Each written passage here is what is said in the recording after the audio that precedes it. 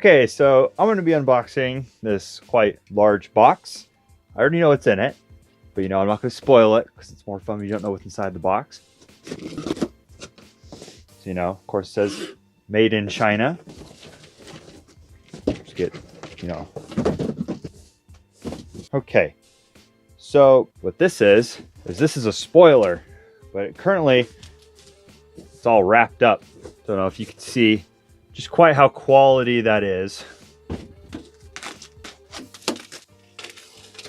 There we go. So what this is this here is a Ford Focus ST spoiler. You can get them online. This one is a replica of the real thing, which is essentially exactly the same as the real thing. It's just a matter of I couldn't find someone who wanted to sell me theirs off of their old wrecked ST. This is exactly what you would want. It's an exact replica of what you'd get on an ST spoiler. It's got all the spots to hook up the third brake light, and it's got the holes in the back for the wires and for the rear windshield wiper washer fluid. It's got all the correct holes inside of it with foam sealant around them, and it uses all the pre-existing hardware that comes on the car already. It's made of ABS plastic, as you can hear. It's quite sturdy.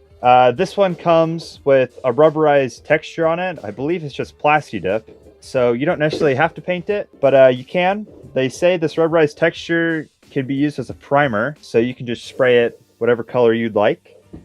I'll insert a picture right now of what it looks like installed on the car. Very simple, very easy unboxing, well packaged, and very solid. The reason why you'd want to install one of these spoilers is because this is what comes on the car.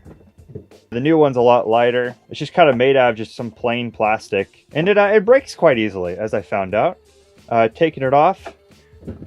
But there you have it, Ford Focus ST spoiler replica.